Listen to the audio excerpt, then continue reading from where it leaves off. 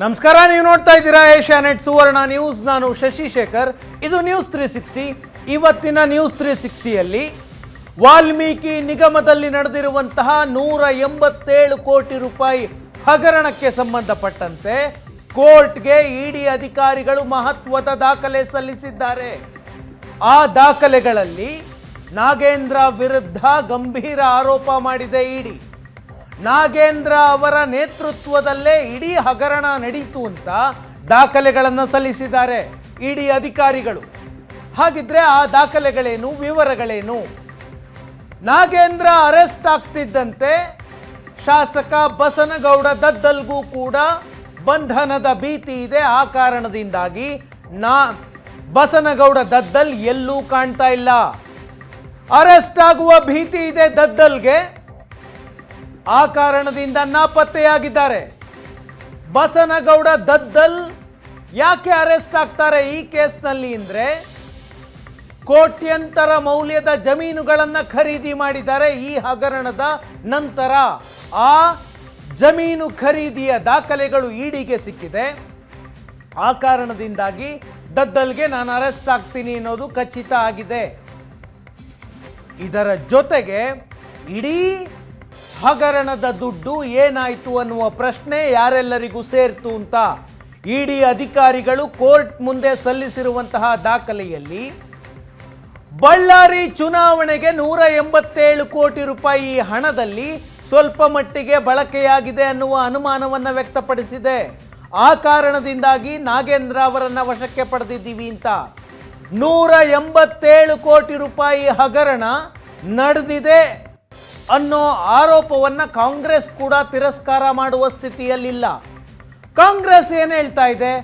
ಹಗರಣ ನಡೆದಿರೋದು ನಿಜ, ಆದರೆ ನಾಗೇಂದ್ರ ಪಾತ್ರ ಇಲ್ಲ ಅಂತ ಹೇಳ್ತಿದೆ.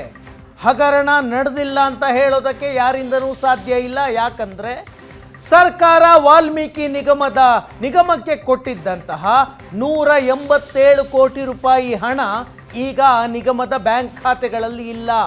ಡೇ ಲೈಟ್ ರಾಬರಿ ಇದು. 187 ಕೋಟಿ ರೂಪಾಯಿಯನ್ನ ಲೂಟಿ ಮಾಡಲಾಗಿದೆ. ಇಡೀ ಲೂಟಿಗೆ ಸಚಿವರಾಗಿದ್ದ ಬಿ ನಾಗೇಂದ್ರ ಸೂತ್ರಧಾರ ಅಂತ ಇದೆ ಇಡಿ. ವಾಲ್ಮೀಕಿ ನಿಗಮದ 187 ಕೋಟಿ ರೂಪಾಯಿ ಅಕ್ರಮಕ್ಕೆ ಮಾಜಿ ಸಚಿವ ನಾಗೇಂದ್ರ ಸೂತ್ರಧಾರ ಅಂತ ಇದೆ ಇಡಿ. ಕೋರ್ಟ್ನಲ್ಲಿ ಇಡೀ ಹಗರಣದ ಸೂತ್ರಧಾರನೇ ನಾಗೇಂದ್ರ ಅಂತ ದಾಖಲೆಗಳನ್ನು ಸಲ್ಲಿಕೆ ಮಾಡಿದೆ. ರಿಮ್ಯಾಂಡ್ ಅರ್ಜಿಯಲ್ಲಿ ನಾಗೇಂದ್ರ ವಿರುದ್ಧ ಇಡಿ ಅಧಿಕಾರಿಗಳು ಗಂಭೀರವಾದಂತಹ ಆರೋಪ ಮಾಡಿದ್ದಾರೆ. ನಾಗೇಂದ್ರ ಪರಿಶಿಷ್ಟ ಪಂಗಡಗಳ ಕಲ್ಯಾಣ ಇಲಾಖೆಯ ಸಚಿವರಾಗಿದ್ರು. ಈ ಆರೋಪ ಬಂದ ಮೇಲೆ ಅವರಿಂದ ರಾಜೀನಾಮೆ ಪಡೆಯಲಾಗಿದೆ. ಅವರು ಅಧಿಕಾರದಲ್ಲಿದ್ದಾಗ ಅವರ ಮೂಗಿನಡಿಯಲ್ಲೇ ಅವರ ಸೂಚನೆಯ ಆಧಾರದ ಮೇಲೆಯೇ ಈ ಹಗರಣ ನಡೆದಿದೆ ಅಂತ ಇಡಿ ಗಂಭೀರವಾದ ಆರೋಪವನ್ನ ದಾಖಲೆಗಳ ಸಮೇತ ಕೋರ್ಟ್ನಲ್ಲಿ ಮಾಡ್ತಾ ಇದೆ. ವಾಲ್ಮೀಕಿ ನಿಗಮದ ಹಗರಣಕ್ಕೆ ಸಚಿವರಾಗಿದ್ದ ನಾಗೇಂದ್ರ ಸೂತ್ರಧಾರ. ಇವರ ಸೂಚನೆಯ ಅಡಿಯಲ್ಲೇ ನಾಗೇಂದ್ರ ಉಸ್ತುವಾರಿಯಲ್ಲೇ ನಿಗಮದ 187 ಕೋಟಿ ರೂಪಾಯಿ ಲೂಟಿಯಾಗಿದೆ ಅಂತ ಇಡಿ ಅಧಿಕಾರಿಗಳು ಕೋರ್ಟ್ಗೆ ದಾಖಲೆಯನ್ನು ಸಲ್ಲಿಸಿದ್ದಾರೆ.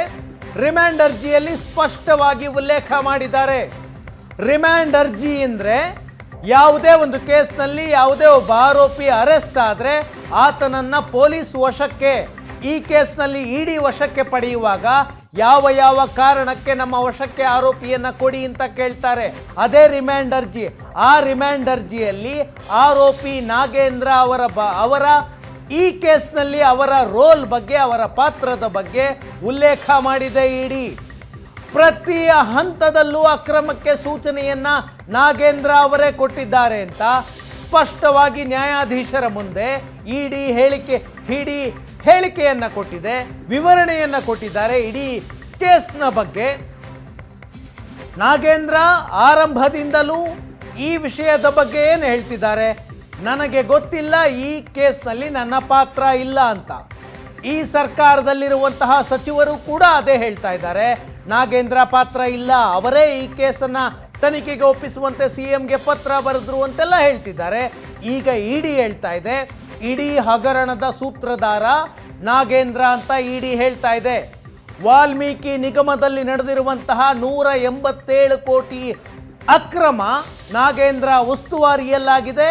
ಅವರ ಸೂಚನೆಯ ನಂತರವೇ ನಿಗಮದ ಬ್ಯಾಂಕ್ ಖಾತೆಯಲ್ಲಿದ್ದಂತಹ 187 ಕೋಟಿ ರೂಪಾಯಿ ಹಣ ಉಪಖಾತೆಯನ್ನು ತೆರೆದು ಸಚಿವರ ಸೂಚನೆಯ ಮೇಲೆ ಬೇರೆ ಬೇರೆ ಅಕೌಂಟ್ಗಳಿಗೆ ಟ್ರಾನ್ಸ್ಫರ್ ಆಗಿದೆ. ಆ ನಂತರ ಅದು ತೆಲಂಗಾಣದ ಒಂದಷ್ಟು ಖಾತೆಗಳಿಗೆ ಟ್ರಾನ್ಸ್ಫರ್ ಆಯಿತು. ಆ ನಂತರ ತೆಲಂಗಾಣದ ಮೂಲಕ ಕರ್ನಾಟಕಕ್ಕೆ ಬೇರೆ ಬೇರೆ ಮಾರ್ಗಗಳ ಮೂಲಕ ಬಂತು. ಇಡಿ ಸ್ಪಷ್ಟವಾಗಿ ಕೋರ್ಟ್ನಲ್ಲಿ ಇಡೀ ಹಗರಣದ ಸೂತ್ರಧಾರ ನಾಗೇಂದ್ರ ಅಂತ ಹೇಳ್ತಾ ಇದೆ. ನಾಗೇಂದ್ರ ವಾಲ್ಮೀಕಿ ನಿಗಮ ಪರಿಶಿಷ್ಟ ಪಂಗಡಗಳ ಕಲ್ಯಾಣ ಇಲಾಖೆಯ ಅಡಿಯಲ್ಲಿ ಬರುತ್ತೆ. ನಾಗೇಂದ್ರ ಆ ಇಲಾಖೆಯ ಸಚಿವರಾಗಿದ್ರು. ಸಚಿವರಿಗೆ ಗೊತ್ತಿಲ್ಲದೆ ಇಷ್ಟು ದೊಡ್ಡ ಮಟ್ಟದ ಹಗರಣ ನಡೆಯೋದಕ್ಕೆ ಸಾಧ್ಯನೇ ಇಲ್ಲ ಅಂತಿದೆ. ಇದು ಯಾವುದೇ ಒಂದು ಯೋಜನೆಯಲ್ಲಿ ಒಂದು 200 ಕೋಟಿ ಟೆಂಡರ್ ಆಗಿತ್ತು, ಅದರಲ್ಲಿ ಒಂದಷ್ಟು ಕಮಿಷನ್ ತೆಗೆದುಕೊಂಡಿದ್ದಾರೆ, ಆ ಮೂಲಕ ಹಗರಣ ಆಗಿದೆ. ಆ ರೀತಿಯಾದಂತಹ ಹಗರಣ ಅಲ್ಲ. ವಾಲ್ಮೀಕಿ ಸಮುದಾಯದ ಬಡವರಿಗೆ ಸಲ್ಲಬೇಕಾದಂತಹ ದುಡ್ಡು ಸರ್ಕಾರ ವಾಲ್ಮೀಕಿ ನಿಗಮದ ಜನರಿಗೆ, ವಾಲ್ಮೀಕಿ ಸಮುದಾಯದ ಜನರಿಗೆ ಅನುಕೂಲ ಆಗಲಿ ಅಂತ ಕೊಟ್ಟಂತಹ ಹಣ, ಆ ಹಣವನ್ನು ಬೇರೆ ಬೇರೆ ಖಾತೆಗಳಿಗೆ ವರ್ಗಾವಣೆ ಮಾಡಿ ಆ ನಂತರ ಅದನ್ನು ನಗದೀಕರಿಸಿಕೊಂಡು ಎಲ್ಲರೂ ಹಂಚಿಕೊಂಡಿದ್ದಾರೆ ಅನ್ನೋದು ಆರೋಪ. ಆರಂಭದಲ್ಲಿ ಈ 182 ಕೋಟಿ ರೂಪಾಯಿಯನ್ನು ಚುನಾವಣಾ ನೀತಿ ಸಂಹಿತೆ ಕಾರಣಕ್ಕೆ ಬಳಸಿಕೊಂಡು ಆನಂತರ ಡಿಪಾಸಿಟ್ ಮಾಡಲಾಗುತ್ತೆ ಒಂದು 3-4 ತಿಂಗಳ ಕಾಲ. ಈ ರೀತಿಯಾದಂತಹ ಮಾತುಗಳು ಬಂದಿದ್ದು. ತನಿಖೆ SIT ಅಧಿಕಾರಿಗಳು ತನಿಖೆ ಮಾಡ್ತಾ ಇದ್ದಾರೆ. ಅವರು ತನಿಖೆ ಮಾಡುವಂತಹ ಸಂದರ್ಭದಲ್ಲೇ ಸ್ಪಷ್ಟ ಆಯಿತು, ಈ 187 ಕೋಟಿ ರೂಪಾಯಿಯನ್ನು ಜನರಿಗೆ ತಲುಪಿಸುವ ಉದ್ದೇಶ ಇರಲಿಲ್ಲ. ಒಂದಷ್ಟು ಜನರಿಗೆ ಕೊಟ್ಟಿದ್ದೀವಿ ಅಂತ ಹೇಳಿ ಯಾರಿಗೂ ಕೊಡದಂತೆ 187 ಕೋಟಿಯನ್ನು ಲೂಟಿ ಮಾಡುವ ಸ್ಪಷ್ಟ ಉದ್ದೇಶ ಆರೋಪಿಗಳಿಗೆ ಇತ್ತು ಅಂತ ಇಡಿ ಮತ್ತು SIT ತನಿಖೆಯಲ್ಲಿ ಸ್ಪಷ್ಟ ಆಗ್ತಾ ಇದೆ. ಈಗ ಮತ್ತೊಂದು ಸುದ್ದಿ ಬರ್ತಾ ಇರೋದು, ಬಳ್ಳಾರಿ ಲೋಕಸಭಾ ಚುನಾವಣೆಗೆ ಈ ವಾಲ್ಮೀಕಿ ನಿಗಮದ ಅಕ್ರಮದ ಹಣ ಬಳಕೆಯಾಗಿದೆ ಅಂತ ಮಾಹಿತಿ ಬರ್ತಾ ಇದೆ. ಇದನ್ನು ಕೂಡ ಇಡಿ ಅಧಿಕಾರಿಗಳು ಕೋರ್ಟ್ನ ಗಮನಕ್ಕೆ ತಂದಿದ್ದಾರೆ. ಹಾಗಿದ್ರೆ 187 ಕೋಟಿ ರೂಪಾಯಿ ಅಕ್ರಮದ ದುಡ್ಡು ಬಳ್ಳಾರಿ ಚುನಾವಣೆಗೆ ಖರ್ಚಾಯ್ತಾ? ಹಗರಣದ ಹಣ ಕ್ಯಾಶ್ ರೂಪಕ್ಕೆ ಕನ್ವರ್ಟ್ ಮಾಡಿ ಬಳ್ಳಾರಿ ಚುನಾವಣೆಯಲ್ಲಿ ಬಳಸಲಾಗಿದೆ ಅಂತ. ಈ ಹಗರಣ ನಡೆದಂತಹ ಸಂದರ್ಭದಲ್ಲಿ ಬಳ್ಳಾರಿಯಲ್ಲಿ ಚುನಾವಣೆ ನಡೀತಾ ಇತ್ತು. ಆ ಚುನಾವಣೆಯಲ್ಲಿ ಈ ಹಣ ಬಳಕೆಯಾಗಿದೆ ಅಂತ ಇಡಿ ಅಧಿಕಾರಿಗಳು ತಮ್ಮ ರಿಮ್ಯಾಂಡ್ ಅರ್ಜಿಯಲ್ಲಿ ಉಲ್ಲೇಖ ಮಾಡಿದ್ದಾರೆ. ಬಳ್ಳಾರಿ ಲೋಕಸಭಾ ಚುನಾವಣೆಯಲ್ಲಿ ಈ ಹಣ ಬಳಕೆಯಾಗಿರುವ ಬಗ್ಗೆ ಇಡಿ ಅಧಿಕಾರಿಗಳಿಗೆ ಅನುಮಾನ ಇದೆ. ಈ ಬಾರಿ ಬಳ್ಳಾರಿ ಕ್ಷೇತ್ರವನ್ನು ನಾಗೇಂದ್ರ ಪ್ರತಿಷ್ಠೆಯಾಗಿ ಪಡೆದುಕೊಂಡಿದ್ರು. ನಾಗೇಂದ್ರ ಜಿಲ್ಲಾ ಉಸ್ತುವಾರಿ ಸಚಿವರಾಗಿದ್ದರು. ಕಾಂಗ್ರೆಸ್ ಎಲ್ಲರಿಗೂ ಟಾರ್ಗೆಟ್ ಕೊಟ್ಟಿತ್ತು. ಉಸ್ತುವಾರಿ ಮಂತ್ರಿಗಳು ತಮ್ಮ ಕ್ಷೇತ್ರವನ್ನು ಗೆಲ್ಲಿಸಿಕೊಳ್ಳಲೇಬೇಕು ಅನ್ನುವ ಟಾರ್ಗೆಟ್ ಕೊಟ್ಟಿತ್ತು. ನಾಗೇಂದ್ರ ಹೇಳಿ ಕೇಳಿ 2023ರಲ್ಲಿ ಶ್ರೀರಾಮುಲು ವಿರುದ್ಧ ಬಳ್ಳಾರಿ ಗ್ರಾಮೀಣ ಕ್ಷೇತ್ರದಿಂದ ಗೆದ್ದು ಬಂದಿದ್ರು. ಅದೇ ಶ್ರೀರಾಮುಲು ಈ ಬಾರಿ ಬಳ್ಳಾರಿ ಲೋಕಸಭಾ ಕ್ಷೇತ್ರದಿಂದ ಅಭ್ಯರ್ಥಿಯಾಗಿದ್ರು. ಪ್ರತಿಷ್ಠೆಯ ಚುನಾವಣೆಯಾಗಿತ್ತು. ಆ ಚುನಾವಣೆಯಲ್ಲಿ ಈ ಹಣ ಬಳಕೆಯಾಗಿದೆ ಅಂತ ಇಡಿ ಅನುಮಾನವನ್ನು ವ್ಯಕ್ತಪಡಿಸ್ತಾ ಇದೆ. ಈ ನಿಟ್ಟಿನಲ್ಲಿ ತನಿಖೆ ಮಾಡಬೇಕು. ಆ ಕಾರಣದಿಂದ ನಾಗೇಂದ್ರ ಅವರನ್ನು ನಾವು ವಶಕ್ಕೆ ಪಡೆದುಕೊಂಡಿದ್ದೀವಿ ಅಂತ, ವಶಕ್ಕೆ ಬೇಕು ಅಂತ ಇಡಿ ಅಧಿಕಾರಿಗಳು ರಿಮ್ಯಾಂಡ್ ಅರ್ಜಿಯಲ್ಲಿ ಉಲ್ಲೇಖ ಮಾಡಿದ್ದಾರೆ. ಹಾಗಿದ್ರೆ 187 ಕೋಟಿ ರೂಪಾಯಿಯಲ್ಲಿ ಬಳ್ಳಾರಿ ಚುನಾವಣೆಯಲ್ಲಿ ಎಷ್ಟು ಹಣ ಬಳಕೆಯಾಗಿದೆ? ಆರಂಭದಲ್ಲಿ ಈ ಹಣ ತೆಲಂಗಾಣದ ಬ್ಯಾಂಕ್ಗಳಿಗೆ ವರ್ಗಾವಣೆಯಾದಾಗ ತೆಲಂಗಾಣದ ಎಲೆಕ್ಷನ್ಗೆ ಹಣ ಖರ್ಚು ಮಾಡಲಾಯ್ತಾ ಅನ್ನುವ ಸಹಜ ಅನುಮಾನ ಬಂದಿತ್ತು. ಆದರೆ ರಾಜ್ಯದಲ್ಲೇ ಈ ಹಣವನ್ನು ಲಿಕ್ವಿಡೇಟ್ ಮಾಡಿದರೆ, ಕ್ಯಾಶ್ ಆಗಿ ಪರಿವರ್ತನೆಯನ್ನು ಮಾಡಿಕೊಂಡ್ರೆ ಅನುಮಾನ ಬರುತ್ತೆ ಎನ್ನುವ ಕಾರಣಕ್ಕಾಗಿ ತೆಲಂಗಾಣದ ಬೇರೆ ಬೇರೆ ಬ್ಯಾಂಕ್ ಖಾತೆಗಳಿಗೆ ಕಳಿಸಿ ಆ ನಂತರ ಅದನ್ನು ನಗದೀಕರಿಸಲಾಗಿದೆ. ಆ ಹಣವನ್ನು ಬಳ್ಳಾರಿ ಚುನಾವಣೆಯಲ್ಲಿ ಬಳಕೆ ಮಾಡಲಾಗಿದೆ ಅಂತ ಗಂಭೀರವಾದಂತಹ ಆರೋಪವನ್ನು ಇಡಿ ಅಧಿಕಾರಿಗಳು ಮಾಡ್ತಾ ಇದ್ದಾರೆ.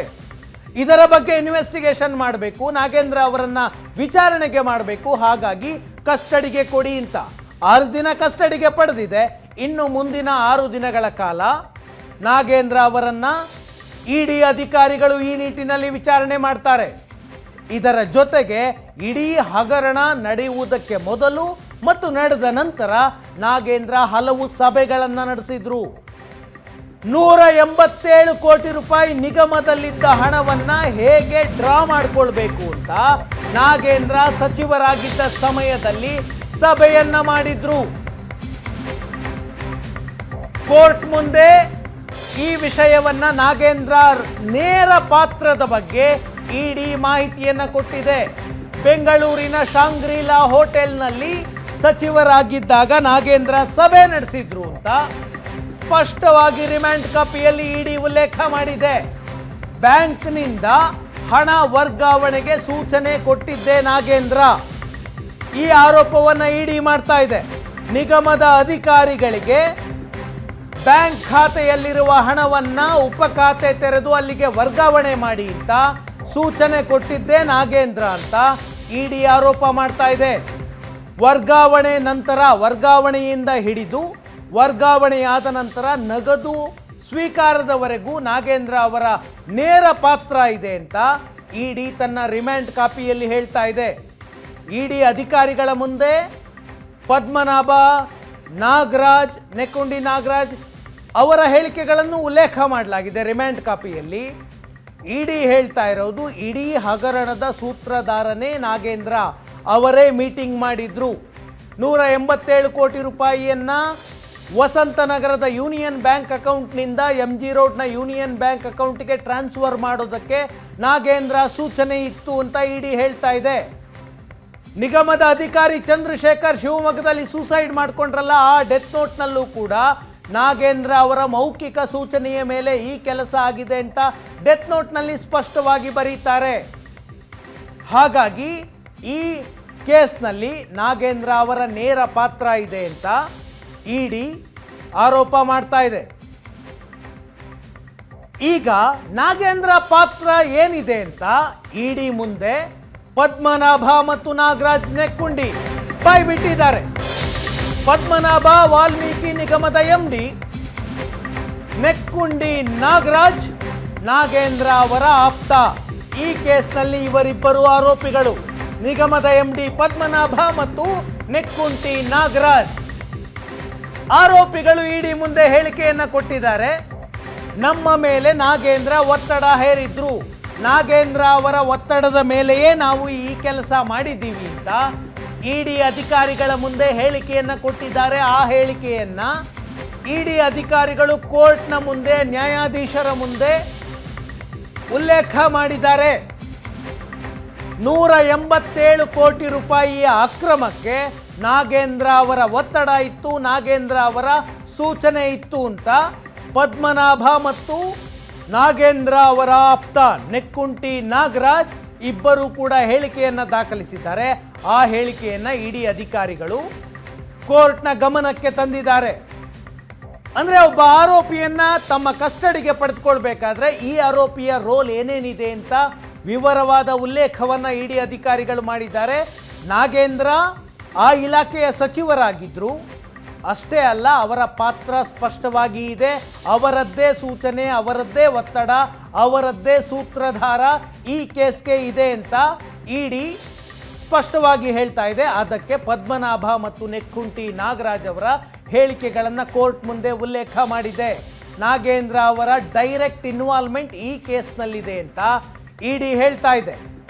ಹಗರಣ ನಡೆಯುವುದಕ್ಕೂ ಮೊದಲು ನಾಗೇಂದ್ರ ಮೀಟಿಂಗ್ ಮಾಡಿದ್ರು ನಿಗಮದ ಅಧಿಕಾರಿಗಳ ಜೊತೆ. ಹಗರಣ ಬಯಲಿಗೆ ಬಂದ ನಂತರವೂ ಮೀಟಿಂಗ್ ಆಗಿತ್ತು. ಹಗರಣ ಬಯಲಿಗೆ ಬಂದಿದ್ದು ಹೇಗೆ?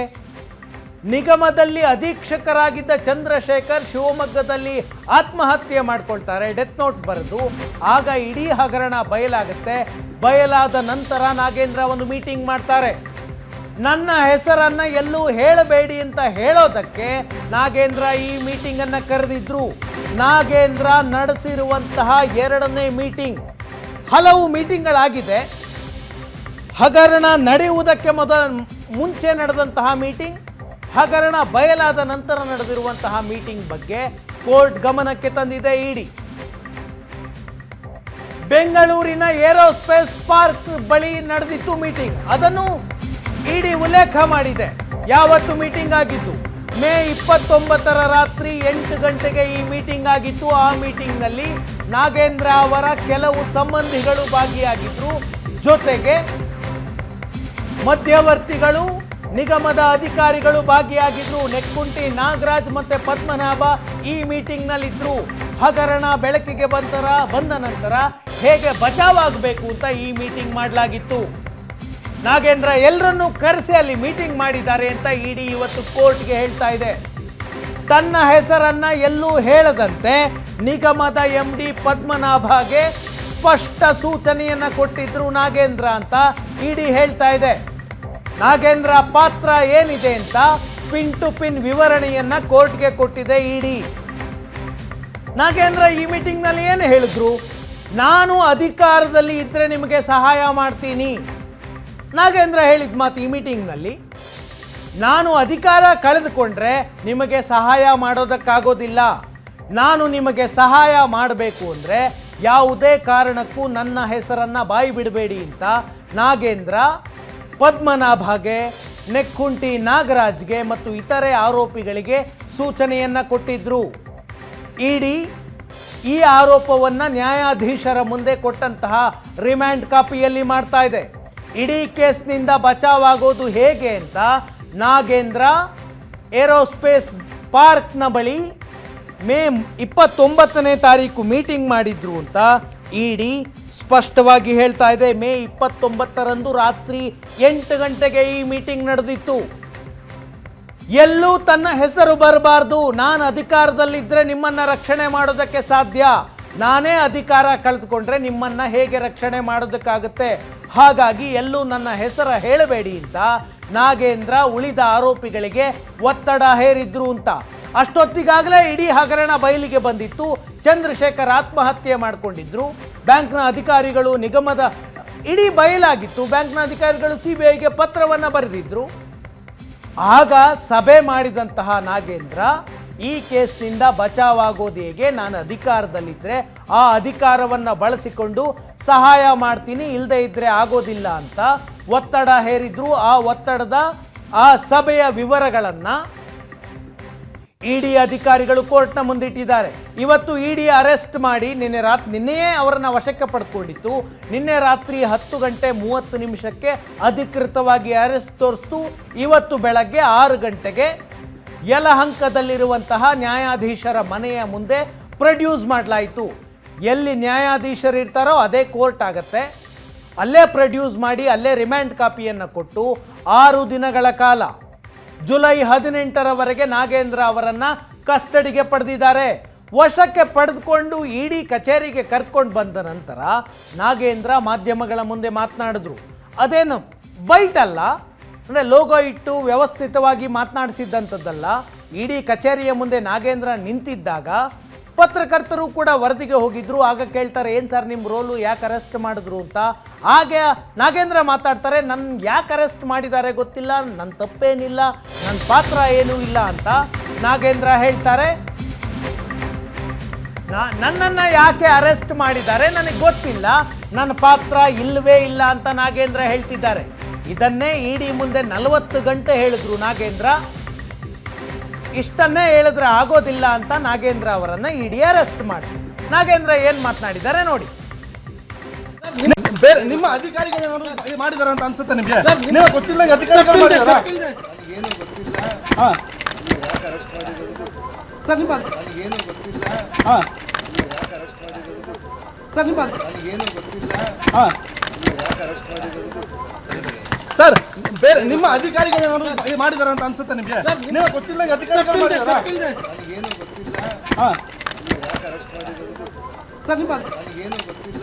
ಹಾ ಸರ್, ಬೇರೆ ನಿಮ್ಮ ಅಧಿಕಾರಿಗಳು ಮಾಡಿದಾರ ಅಂತ ಅನ್ಸುತ್ತೆ ನಿಮಗೆ? ನೀವು ಗೊತ್ತಿಲ್ಲ ಅಧಿಕಾರಿಗಳು ಮಾಡಿದಾರ?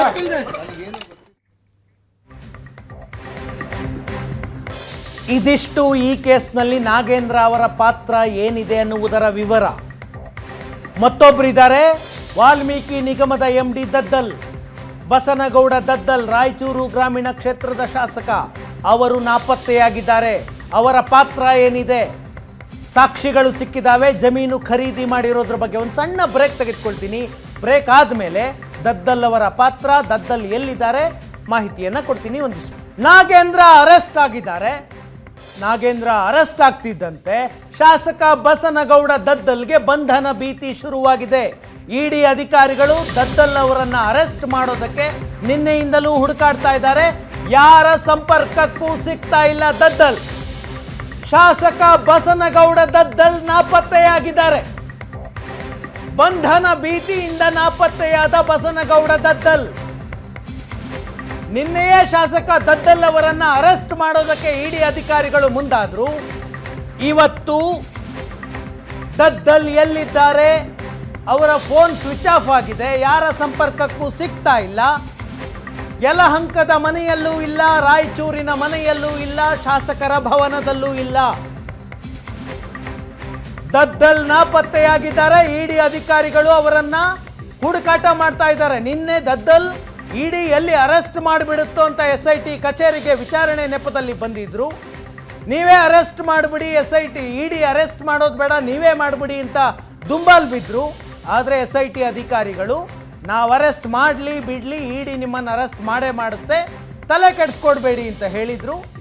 7:15 ನಿನ್ನೆ ರಾತ್ರಿ ಮಳೆ ಬರ್ತಾ ಇತ್ತು.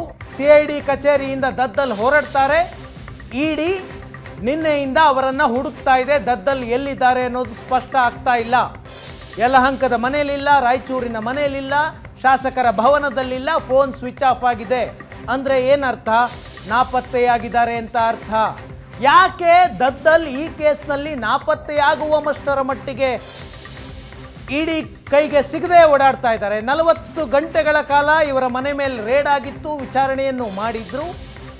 ಇಡಿ ಆಫೀಸಿಗೆ ಬನ್ನಿ ಅಂದರೆ ಇವರು SITಗೆ ಹೋಗಿದ್ರು. ಯಾಕಂದ್ರೆ ಈ ಇಡೀ ಹಗರಣದ ನಂತರ 8 ಎಕರೆ ಭೂಮಿಯನ್ನು ದದ್ದಲ್ ಖರೀದಿ ಮಾಡಿದ್ದಾರೆ ರಾಯಚೂರಿನಲ್ಲಿ ಎನ್ನುವ ಮಾಹಿತಿ ಇದೆ. ದದ್ದಲ್ ಮನೆ ಮೇಲೆ ದಾಳಿ ಮಾಡಿ ಆಸ್ತಿ ಖರೀದಿ ಪತ್ರ, ಬ್ಯಾಂಕ್ನ ದಾಖಲೆಗಳು, ಬಾಂಡ್ಗಳನ್ನು ಇಡಿ ವಶಕ್ಕೆ ಪಡೆದಿದೆ. ಈ ಹಗರಣ ನಡೆದಿರುವ ಸಮಯದಲ್ಲೇ 2 ಆಸ್ತಿಗಳನ್ನು ಖರೀದಿ ಮಾಡಿದ್ದಾರೆ ದದ್ದಲ್ ಮಗ ತ್ರಿಶೂಲ್ ನಾಯಕ್ ಹೆಸರಲ್ಲಿ 4 ಎಕರೆ 31 ಗುಂಟೆ ಜಮೀನು ಖರೀದಿಯಾಗಿದೆ. ಆ ದಾಖಲೆಗಳು ಇಡಿ ಅಧಿಕಾರಿಗಳಿಗೆ ಸಿಕ್ಕಿದೆ. ಮೇ 22ನೇ ತಾರೀಕು 4 ಎಕರೆ 31 ಎಕರೆ ಜಮೀನನ್ನ ರಾಯಚೂರಿನಲ್ಲಿ ಖರೀದಿ ಮಾಡಿದ್ದಾರೆ ದದ್ದಲ್ ತಮ್ಮ ಮಗನ ಹೆಸರಿನಲ್ಲಿ. ರಾಯಚೂರಿನ ಅಸ್ಕಿಹಾಳದಲ್ಲಿ ಮತ್ತೊಂದು ಭೂಮಿ ಖರೀದಿ ಮಾಡಿದ್ದಾರೆ. ಅದು 2ನೇ ಭೂ ವ್ಯವಹಾರ, 3 ಎಕರೆ 30 ಗುಂಟೆ. ಆ ಭೂಮಿಯನ್ನ ದದ್ದಲ್ ತಮ್ಮ ಸಂಬಂಧಿ ಕಾರ್ತಿಕ್ನ ಸ್ನೇಹಿತ ಆಂಜನೇಯನ ಹೆಸರಲ್ಲಿ ಖರೀದಿ ಮಾಡಿದ್ದಾರೆ. ಯಾರದ್ದೋ ಹೆಸರಿನಲ್ಲಿ ಭೂಮಿ ಖರೀದಿಯಾಗಿದ್ರೆ ದದ್ದಲ್ ಪಾತ್ರ ಏನು ಅನ್ನುವ ಪ್ರಶ್ನೆ ಬರುತ್ತೆ. ಆದರೆ ಆ ದಾಖಲೆ ಸಿಕ್ಕಿರೋದು ದದ್ದಲ್ ಅವರ ಮನೆಯಲ್ಲಿ. ಬೇನಾಮಿ ಆಸ್ತಿ ಎನ್ನುವ ಅನುಮಾನ ಇಡಿಗಿದೆ. 2023ರಲ್ಲಿ ಆಸ್ತಿ ಖರೀದಿ ಬಗ್ಗೆ ಡೀಲ್ ಆಗಿತ್ತು. ಈ ವರ್ಷ ಹಣ ಕೊಡಲಾಗಿದೆ. ಸುಮಾರು 4 ಕೋಟಿ ಹಣ ಕೊಡಲಾಗಿದೆ ಅನ್ನುವ ಮಾಹಿತಿಗಳಿದೆ. ಇಡಿ ಅದನ್ನು ವೆರಿಫೈ ಮಾಡ್ತಾ ಇದೆ.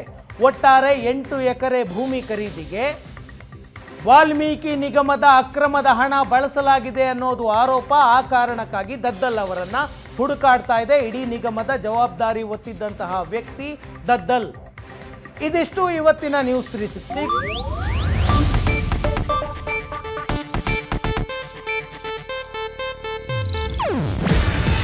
ಇದು ಏಷ್ಯಾನೆಟ್ ನ್ಯೂಸ್ ನೆಟ್ವರ್ಕ್ ಪ್ರಸ್ತುತಿ. ನೀವು ನೋಡ್ತಿದ್ದೀರಾ ಏಷ್ಯಾನೆಟ್ ಸುವರ್ಣ ನ್ಯೂಸ್.